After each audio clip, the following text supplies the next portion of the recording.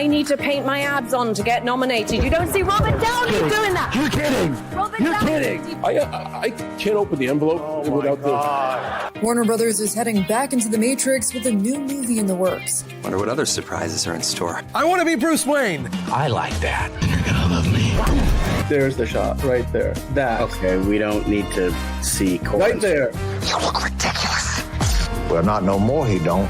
What, dude? I can barely understand you. Your accent's insane. What the world needs now. Give me a hand up. Nope, I'm actually okay. Thank you very much. Oh, wow. Wow.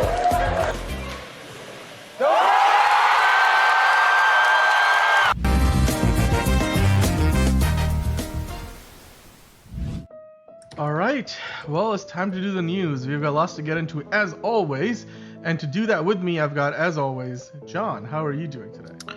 I'm doing okay.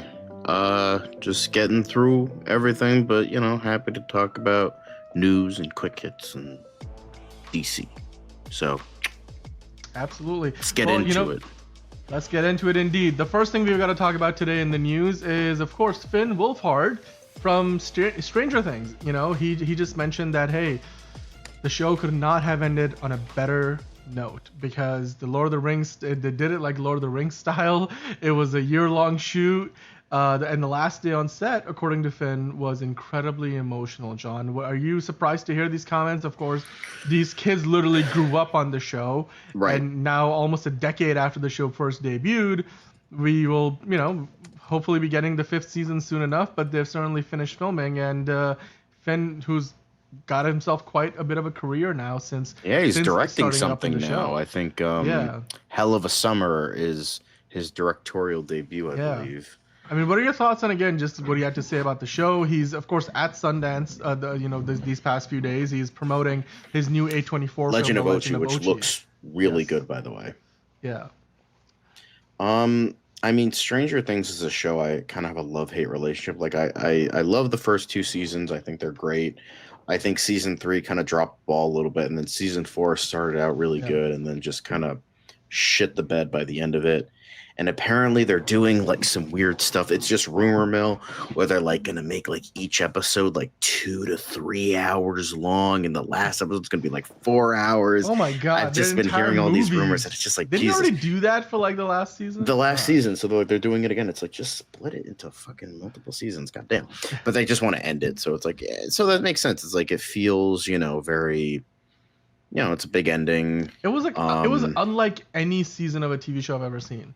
Why not just do like extra episodes? Why not just divide them up into? Because the thing is, they did 8. What's so weird is like they did 8 episodes. Yeah. But like if you just did the normal Netflix 13, it would have balanced itself out. Exactly. So like why? Yeah.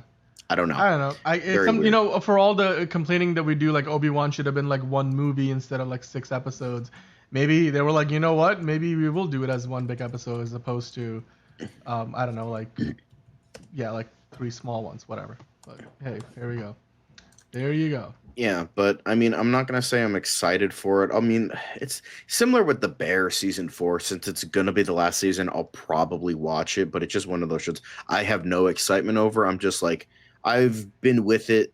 I wasn't going to watch season 4 because season 3 was just like that.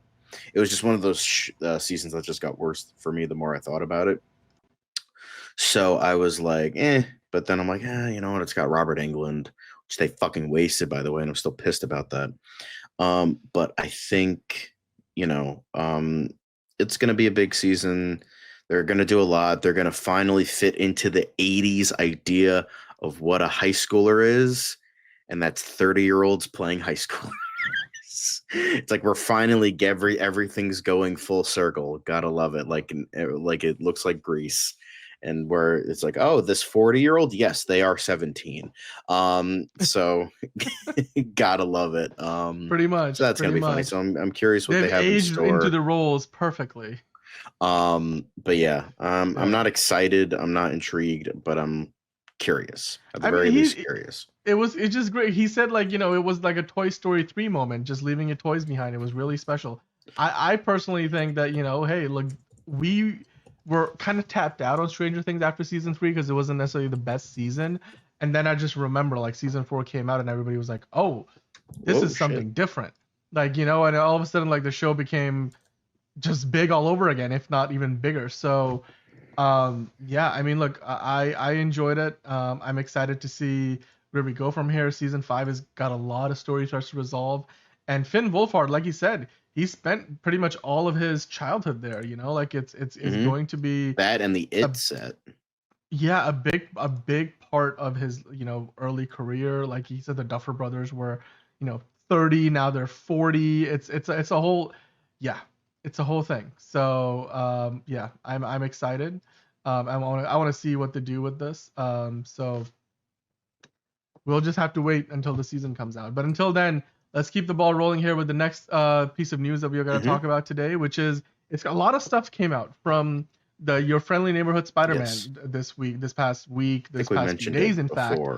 And we now know that Marvel, which it's rare for Disney Plus Marvel shows, they've announced that it's going to be a historic 3-season order for Your Friendly Neighborhood Spider-Man. We already know they've pretty much greenlit it for 3 seasons, and that's before the first season even comes out. So I believe in this article, the creator of the show, or no, Brad Vinderbaum, who's like the head of Marvel Television, and this, streaming, television, and animation, all those different, sub departments.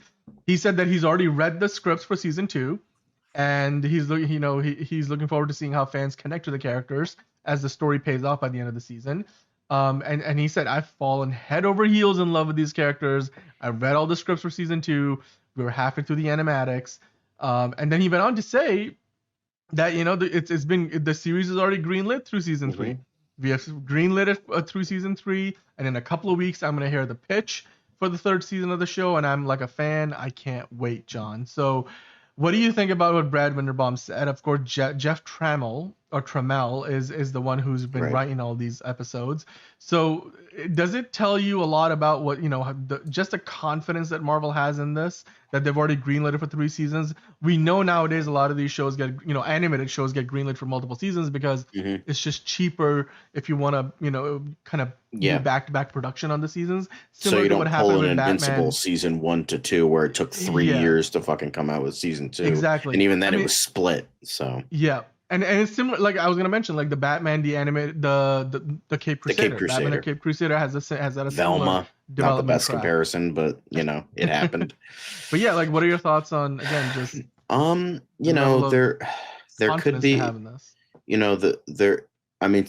I remember somebody saying it's confident, but confidence is loud but not necessarily good. Yes. So obviously we'll see. We will very much see. I've been hearing positive things about the show. I know a lot of people like that trailer. They hated the look of Harry Osborn, and they hate how, Norman Osborn is like, he's going to be the mentor for Peter rather than Tony Stark and all that. But it's like, come on, Domingo, come on, man.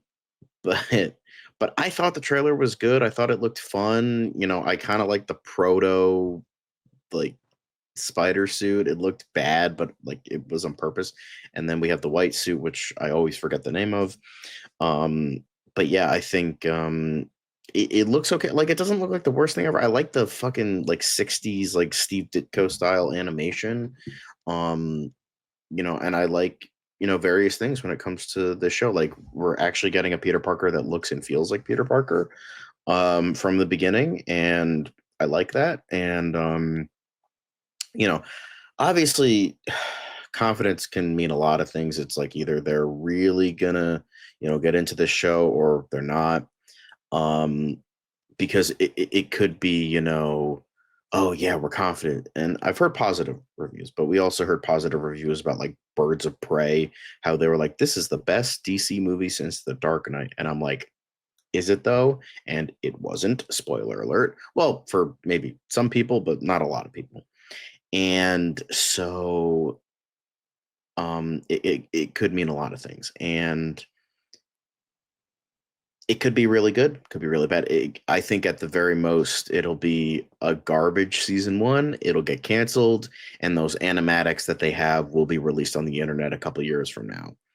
that's probably the least we're going to get, and the most we're going to get all 3 seasons of a very good Spider-Man show. But like some people, and I've heard some other people say, well, it's just like they just have that much confidence in Spider-Man as a character, whether the show sucks or not, it's probably going to make numbers because it's Spider-Man. People love Spider-Man, and even though it's not going to be, the main continuity version, it's not Tom Holland, but I have a feeling that we're going to get something at least pretty good. Like I think, like, is it going to be spectacular Spider-Man levels? No, I don't think anything is going to be that great. So, I think, I think we're just going to get a good show.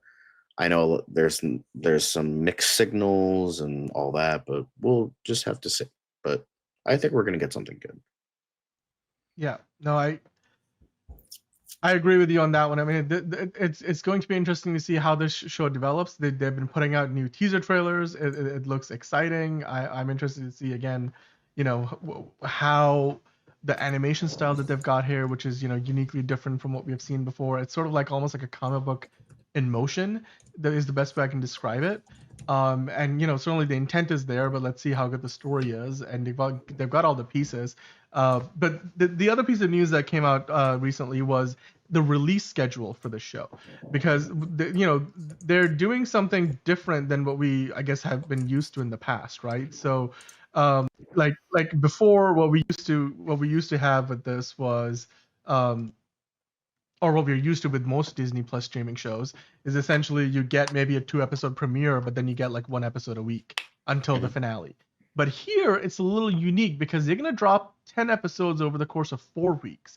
So the way it's explained, so I had to kind of read it, and I had to kind of read it twice because I was like, wait a second. So here's a graphic, which is probably a better way to look at this than anything that I can tell you. They're going to have a 2-episode premiere on the 29th of January. And then on the 5th of February, which is a week later, they're going to give you 3 episodes.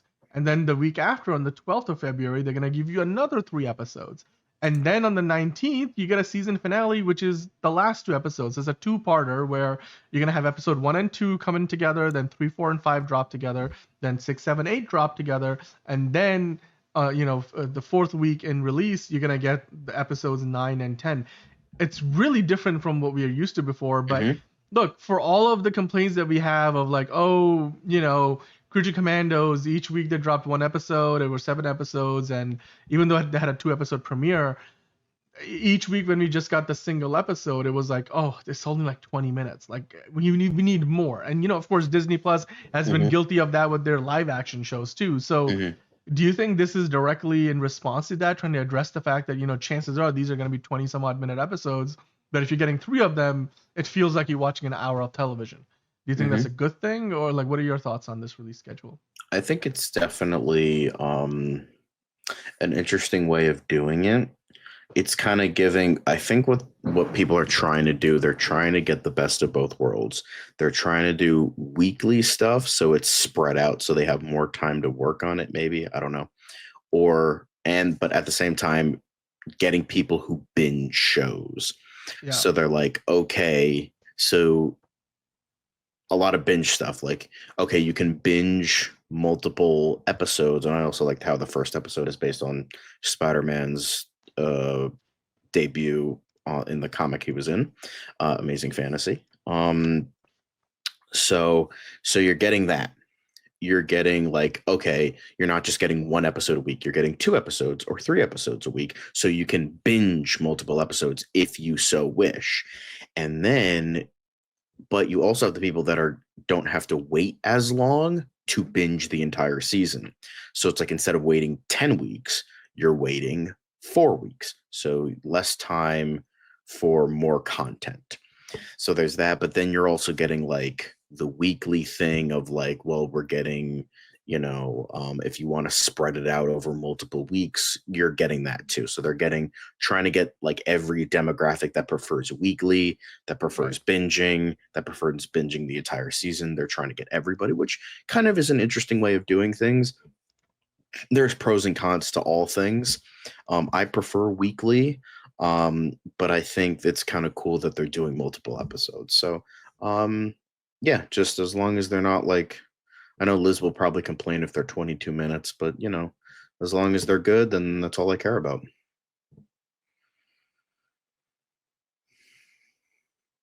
You're on mute. I think you're on mute. I can't hear you. I can barely hear you. How about now? Am I back? Yeah, you're back. Did it unplug? I don't know what happened there. Some kind of weird, thing going on here. But all right, I'm back. So, but yeah, no, as I was saying earlier, I'm excited to see, them trying to directly address, because in my opinion, I think they are trying to address the fact that, hey, people are tired of seeing this 20 minutes a piece. I think it also might have something to do with the fact that this is gonna overlap, at least, or not overlap, but is it gonna overlap actually? Because like Daredevil Born Again comes out in March, right? So it's not quite gonna connect, but it certainly clears the runway for Daredevil to kind of have its own time. Because if you were to do like 10 episodes over the course of like 8 to 10 weeks, then it would like really like all of a sudden you have Your Friendly Neighborhood Spider-Man coming out, Daredevil Born Again coming out, and I guess they were just trying to make sure that they weren't diluting, the audience for themselves, or like just cannibalizing their own audience. Which I can't imagine a lot of people who are watching one show in this case will watch the other one, because like one of them is incredibly gritty, grounded, darker, violent, bloody. Amazing Spider-Man is, or not amazing, but like Your Friendly Neighborhood Spider-Man is not that. So, but yeah, you know what? With that said, let's take a look at this quick little piece of nugget before we move on from this topic, which was that Zach Cherry, of course, who's in the show Severance right now, his character Clev made a cameo in Your Friendly Neighborhood Spider-Man, as you can see there on the left. His character has also appeared in Spider-Man Homecoming and Shang-Chi. Now, of course, we know that the story of no idea who this fucking guy is. I don't know, but I mean, it seems like we have seen him in 3 times. Do you feel like this is, sort of just one of those things where they're trying to plant some like, quick Easter eggs, or does it mean anything more than that? I think it's just like, oh, look, we have this small actor who had like he's a big now with Severance, cameo. but he had a glorified cameo. So like, all right, well, can you come in for a voice for 2 seconds? Yeah, sure, I got you. Building this side of the universe, I guess. Yep. Well, I mean, hey, we'll see. Just how that develops. Maybe it will become something greater than just a cameo. But hey, I just thought it was interesting, and you know what? The show looks interesting. I've liked all the trailers so far, but I think now it's time, John. If you want to hit that bossa nova elevator music. Oh yeah, hell yeah. Let's get into the quick hits. All right. So, time to talk about some quick hits, shall we? Jennifer Garner is set to star in a show called 5-Star Weekend on Peacock. It's based on the novel Perfect Couple, from the Perfect Couple author, I should say. Of course, we most recently saw her back as Elektra in the Deadpool and Wolverine, and now she's tied, up with this new TV show on Peacock. It's based on the novel, The 5-Star Weekend, and she's going to be the principal star. The novel is written by Ellen Hilderbrand. Do you care for this? Is this something that you'd be interested in? Are you one of those people who are like, give me anything Jennifer Garner's in, or is this something you don't care? Don't like her. Don't give a shit. I don't think she's a good actress. Moving on. All right, cool. All right, we're gonna keep moving on. So, Captain America: Brave New World, it gets an unsurprising rating. All right, so we finally have PG-13. Whoa. Speaking of wonky, okay, if we're talking about wonky eyes, go back up. No. We're going back up. Good. Look at that picture of Anthony. If we're talking about wonky ass eyes, then I'm sorry, David Cornswell getting all this shit, yet Anthony Mackie fucking looks like that. Bullshit. This Look could at also that. be. I don't know how real that image is. It might just be a Photoshop. It looks like an AI generated image. Like, not gonna lie. Well, I just wanted to say that. Completely fair. I mean, no surprise here, though, right? Rated PG-13 for intense sequences of violence Marvel and action, movies. and some strong language. I mean, PG-13. Does that surprise you? Oh no, it says bitch. Whatever. Now, this is from CARA, PG-13. the Classification and Ratings Administration. It's not the MPA, so I don't know if this is the American rating or not. But I mean, hey, PG-13. So there we go. Yeah. Not surprised. Not surprised. Don't care. All. Moving on. All right. So concept art for, Sonic the Hedgehog 3 reveals that Metal Sonic was going to be involved in the movie much more than just a cameo at the end, and he was going to cross paths with Dr. Robotnik, and then ultimately, of course, we only saw him at the end of the movie in the post-credit sequence. But hey, if the writers want to continue with the original plan, it would potentially mean we might get Robotnik back, and of course Jim Carrey playing that him. was my theory with Metal Sonic, is like they could go multiple things, but my thing was like, okay, if they're keeping Eggman dead, then Metal Sonic was maybe like a prototype he was working on, and it gets activated somehow without his involvement because he's actually dead. If like Jim Carrey really doesn't want to come back for a Sonic 4, which is unlikely because I think he probably will, even though they need to fucking take a break from Robotnik. But that was my theory, that Metal Sonic is going to be like a prototype he was working on, and then it's going to get activated, and then that's going to be like but he has nothing to deactivate him because it's like, oh, Robotnik isn't here anymore, so how do you stop Metal Sonic? So that's my theory. I think that could be a good villain for Sonic 4. And Metal Sonic was introduced, I think, in Sonic CD along with Amy Rose, which involves time travel. So that if they're adapting that part of the game, if they're adapting Sonic CD, that could be really cool as well. Yeah, I agree with you. I think it will be great if Jim Carrey comes back. He's been a part of every movie, even if he just makes a cameo. But it's interesting to see just how different the movie could have been. Of course, maybe this just means that Metal Sonic is gonna get more of the focus of be the focus of the story in the next movie, which would be nice.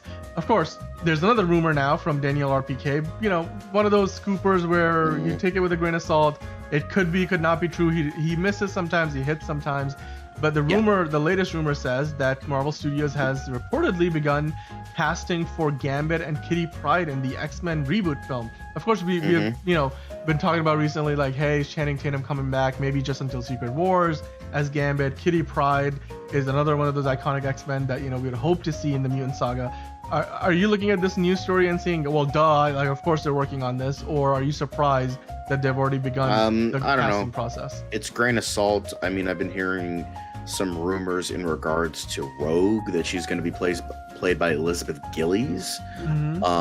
So which honestly would be a great casting choice. I saw that and I was like, you know what? I wouldn't mind that. That would be, like you said, a great choice. Honestly, that could be good.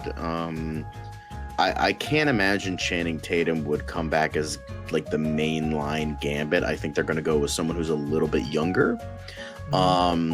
I remember a good fan casting choice, but he's way too big now. This was like prior to him being Elvis, but Austin Butler, I think like was a good casting choice for that, but he's way too big now. He would never do an X-Men movie, but he would never do Marvel, I don't think.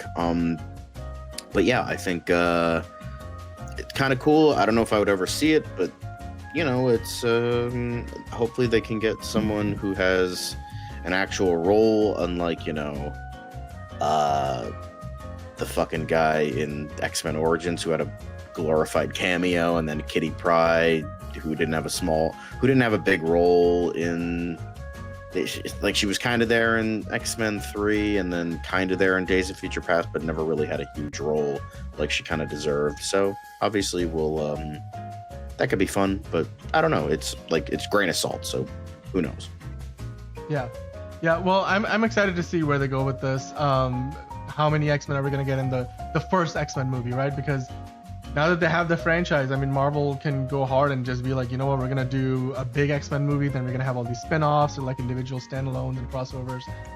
We'll see. I mean, hey, in terms of the mutants, of course, Wanda is a mutant, right? So Marvel, after doing what was an incredibly successful first season of WandaVision, they wanted to do a second one apparently, but according to the Wrap, showrunner Jack Schaefer said no. She was like, I don't think so. Are you surprised by that she did not want to come back to do another season of WandaVision? Well, that's not surprising because I mean, it was always going to lean into Doctor Strange and the Multiverse of Madness. Yeah, I think that was always the plan. So it wouldn't really make sense to do a season 2, because like, what would it be a sequel? And the thing is, at the end of Multiverse of Madness, she died. So like, what were you gonna do? There was nothing to do, nowhere to go. So good on Jack Schaefer for saying no, because it wouldn't have made sense. I mean, and you know what? Since then, she's done the story for Black Widow, which I mean, think that movie, the story wasn't necessarily the problem. It was the execution was really not good. The third act wasn't the best. But you know what? She did Agatha All Along recently, which makes sense because it's a direct sequel spin-off of WandaVision. So she's still involved with Marvel. It's just that she just wasn't interested in doing a second season of the show, which I'm okay with that. I think that show stands on its own as probably one of the best things they've done on Disney Plus. So it was good until the last episode. Yeah. Now, of course, speaking of TV shows, John, you have been very excited for Alien Earth. So FX is going to be putting the show out this summer on Hulu.